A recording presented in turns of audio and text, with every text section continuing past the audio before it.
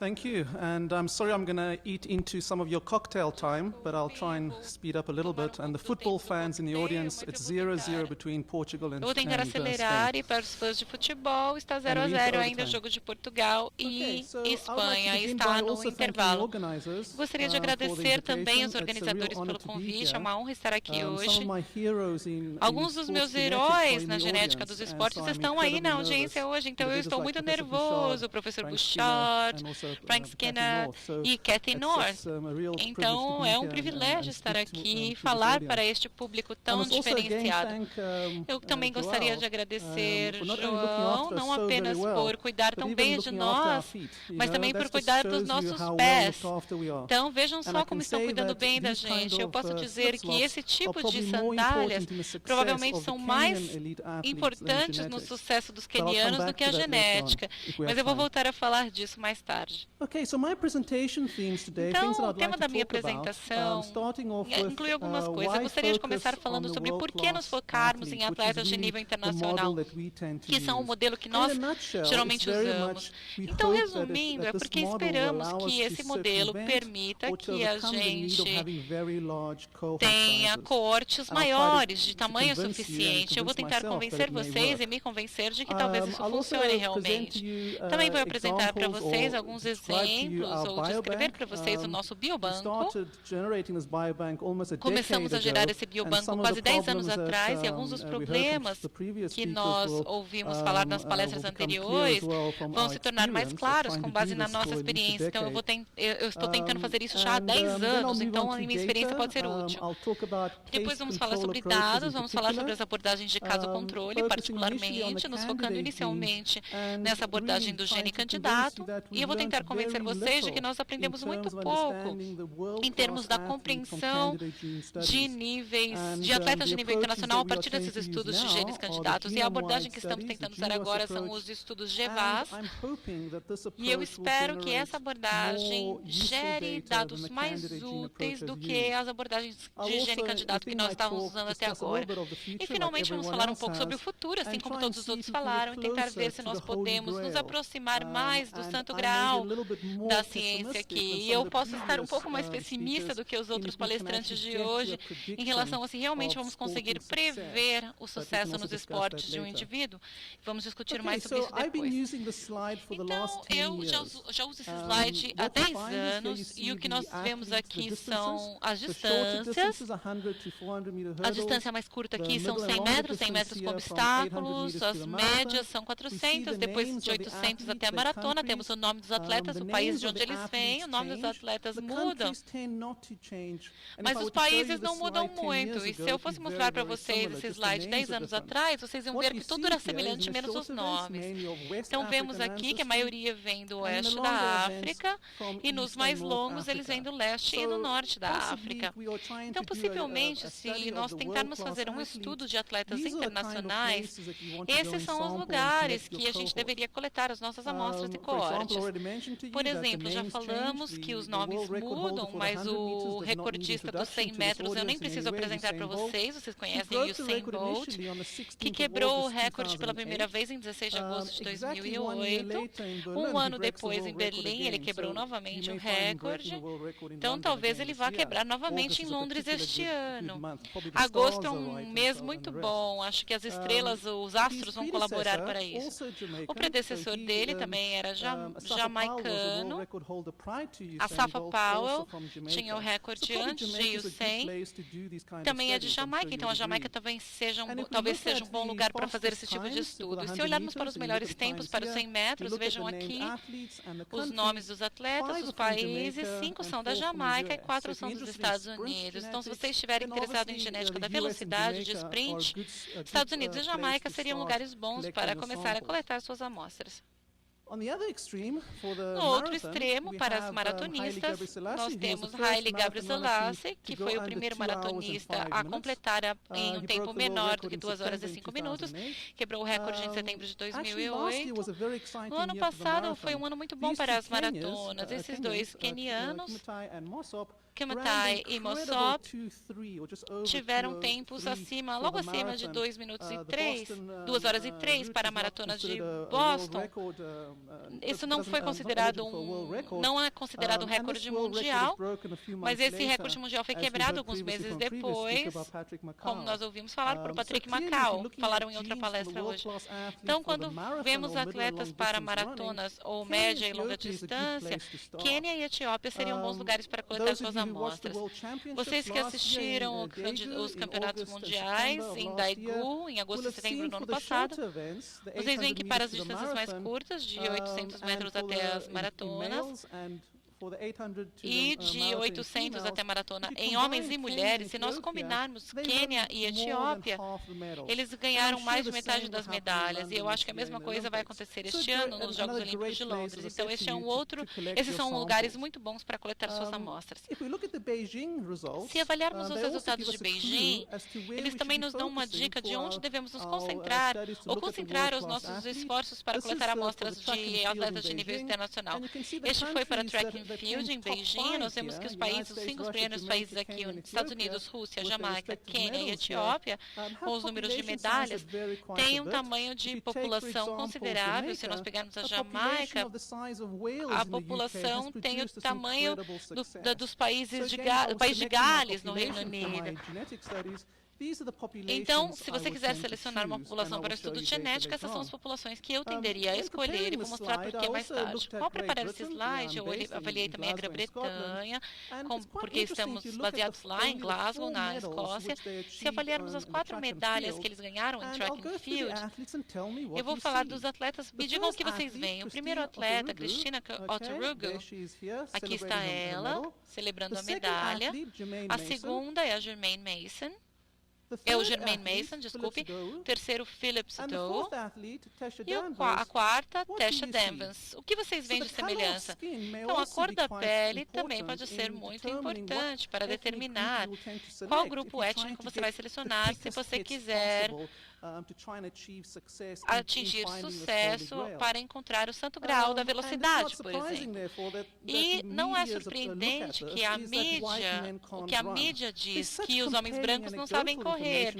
Essas são anedotas ou piadas, mas é por isso que, quando vemos essas fotos, é por isso que o público acredita que os brancos não sabem correr. Então, para identificar esses genes de performance, quais são os tipos de abordagens que nós podemos usar? E nós ouvimos falar muito sobre as diferentes abordagens nas palestras de hoje. Aqui nesse editorial, junto com Wang, nós resumimos alguns dos métodos de descoberta de genes que podem ser usados. Eu não estou falando apenas sobre estudos familiares, mas predominantemente a conduta que estamos usando no meu laboratório, que são os estudos populacionais, caso-controle, avaliando 2 condutas usando caso-controle, aquelas guiadas por hipótese, ou seja, do gene candidato, já falamos bastante sobre isso, e também a que não é guiada por hipótese. E eu vou falar sobre a nossa experiência dos estudos de associação de genoma completo. Então, nós tentamos usar as abordagens populacionais de caso-controle quando avaliamos os casos. Não sei se vocês reconhecem esses rostos aqui, mas são os atletas olímpicos. Aqui nós temos um exemplo da população em geral. E o problema que temos aqui é que os indivíduos da população no geral têm pelo menos uma versão dos algoritmos dos genes necessários para se tornar um atleta olímpico. Então, escolher os números aqui para caso controle seria muito importante.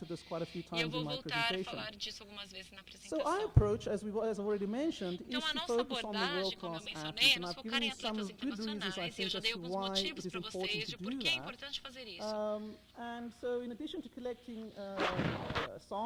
Então, além de coletar amostras da população geral, incluímos também atletas de elite que tendem a ser os melhores atletas possíveis que nós podemos achar.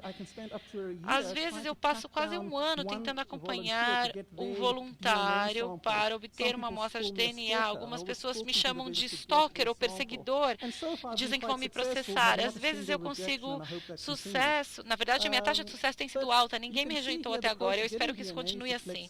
Então, vemos assim que coletamos amostras de saliva para análise de DNA. E como eu tenho pouco tempo hoje, eu vou me focar nos atletas. Vemos aqui alguns dos tamanhos de amostra que nós temos, que também inclui a população de controle. Eu vou mostrar o número de atletas durante a apresentação. E eu também vou falar um pouco sobre o outro extremo, em termos de etnia. E esses são estudos mais recentes, que mostram uma predominância de pele branca. Vemos nos nadadores, são predominantemente brancos. Temos asiáticos e brancos. E eu vou falar um pouco sobre os dados desse estudo também. Mas eu vou começar falando sobre atletismo. Então, como eu mencionei, esse editorial deixa bastante claro que o genótipo dos atletas do calibre mais alto, como, por exemplo, os recordistas mundiais, campeões mundiais e atletas olímpicos, podem substituir essa necessidade de grandes coortes para descobrir os PAPs, que são os polimorfismos associados à performance. Essa é a nossa conduta. Eu não sei se vai ser mais bem sucedida que as outras abordagens, mas é o que nós estamos fazendo. Já vimos esse slide antes, apresentado pelos colegas, e retiramos uma citação dessa revisão há alguns anos. Mas eu gostaria de acrescentar essa frase ao que já foi falado antes pelo Steven, que é que essas associações foram encontradas em pelo menos um estudo. Isso foi dito antes, que isso é o suficiente? Podemos dizer que esse gene foi identificado como realmente estando associado à performance? Ou seja, quantas vezes são erros do tipo 1? Muitos geneticistas, analisando essa abordagem, ou seja, analisar um estudo de associação e falar sobre um gene de desempenho, normalmente nos zombam de certa forma. Aqui uma citação desse editorial, mostrando que os dados gerados da maior parte dos estudos publicados na genética de exercícios precisam ser examinados por geneticistas especializados, porque um estudo de qualquer fenótipo complexo nos humanos é inútil, a não ser que exista um tamanho de coorte entre 20 e 100 mil. Para aqueles que talvez sejam céticos em relação aos 100 mil, analise esse estudo que foi publicado recentemente em relação ao gene FTO e a obesidade, e a coorte tinha mais de 200 mil. Então vocês conseguem ver o que acontece nos outros campos, e estamos publicando estudos com 30, 60, 100 indivíduos na coorte. Então isso é um problema. Como campo, como área de estudo, nós temos que correr atrás disso para corrigir a nossa reputação. Então, dentro dessas delimitações, eu quero referir a 4 publicações com alguns genes importantes que vimos anteriormente. O gene ACE, que não mostra associação com atletas de resistência nos quenianos.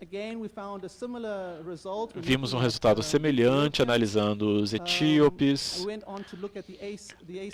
o ACTN3 em conjunto com um outro gene. Uma das minhas heroínas, a Kathy North, teve um segundo estudo a respeito disso.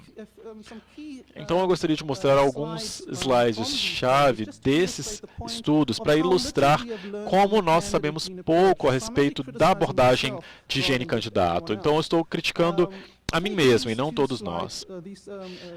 Analisem esses dados, por exemplo. Na direita nós vemos para o gene ACE, o controle etíope, os atletas etíopes são os melhores maratonistas do mundo. Aqui temos o grupo controle queniano e os atletas quenianos. Aqui vemos os genótipos e, como vocês podem ver aqui em cima, temos exatamente o mesmo, mas agora velocistas jamaicanos. Alguns dos melhores velocistas do mundo aqui. O que podemos ver aqui? São exatamente iguais. Então, se estivéssemos utilizando um desses kits de testes genéticos para o gene ACE, a distribuição aqui, e também aqui, é exatamente igual. Mas são os dois extremos da fisiologia. Então, isso nos mostra que não foi muito útil e que vai ter capacidade preditiva zero por esse motivo. Então, o que estamos dizendo é que uma pessoa como Macau seria muito semelhante a Heidi, que também será semelhante ao Usain Bolt. E não pode ser esse o caso se for uma capacidade preditiva.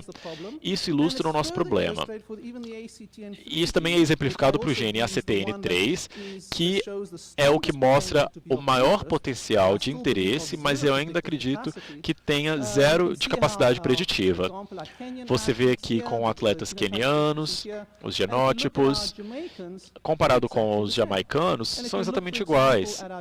Analisando os americanos, também são indistinguíveis. Então, você consegue ver que são problemas semelhantes. Esse é o problema de utilizar apenas um gene. Ninguém diria que um gene vai ser capaz de prever a performance. Você precisa de múltiplos genes. Nós também pensamos em utilizar uma abordagem que já foi mencionada, que foi um score genotípico. Não vou repetir, porque já foi resumido e explicado muito bem pelo Alan, mas o que nós fizemos foi, junto com a Noriyuko Fuku, do Japão, determinar o índice genotípico da coorte de recordistas mundiais, apenas. Então, pessoas como Usain Bolt, seus colegas, e também Haile Gebrselassie e outros. O que nós fizemos foi analisar 23 SNPs, como nós ouvimos do Alan, e tentar ligar isso com o desempenho de resistência ou fenótipo aeróbico, e vamos ver o que descobrimos. Se você analisar o lado esquerdo aqui, são os polimorfismos associados a velocistas. Aqui temos os velocistas em vermelho e em verde os maratonistas. Não se preocupem com a estatística, porque era um número bem baixo de controles, mas como vocês podem ver, os velocistas recordistas tinham um score genotípico de 55% em média. Os maratonistas têm cerca de 10% menos, mas ainda têm um desempenho alto, de 45%. No outro extremo, analisando a resistência, nós vemos o contrário, 40% para os velocistas e cerca de 50% para os maratonistas. Eu diria que isso não impressiona. Isso provavelmente está nos dizendo que esses genes não serão tão importantes. O que nós fizemos também foi, como nossos supervisores fazem, você sempre explora um pouco os seus alunos. Então, nós também genotipamos os nossos alunos. Um dos nossos alunos que já seguiu para coisas maiores e melhores, na Cambridge, tinha 73% no seu score genotípico. E ele admite que ele não é nenhum Usain Bolt. Então, isso ilustra o problema que temos com essa abordagem. Eu gostaria de enfatizar com dados recentes que apareceram na Sports Medicine and Exercise Journal,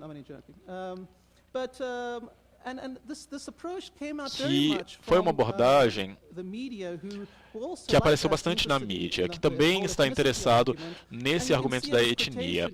Aqui você vê uma citação da Financial Times de 2005, que poucos nadadores em alto nível são negros. É por escolha, por causa da discriminação, ou as diferenças genéticas têm um papel aqui. Então nós realizamos um trabalho há alguns anos com colaboração internacional, e alguns dos colaboradores estão aqui, como a Catherine North. E aqui vemos que tivemos uma amostra dos melhores nadadores do mundo. É uma coorte tão boa quanto dos maratonistas e velocistas que mencionei. 193 nadadores europeus,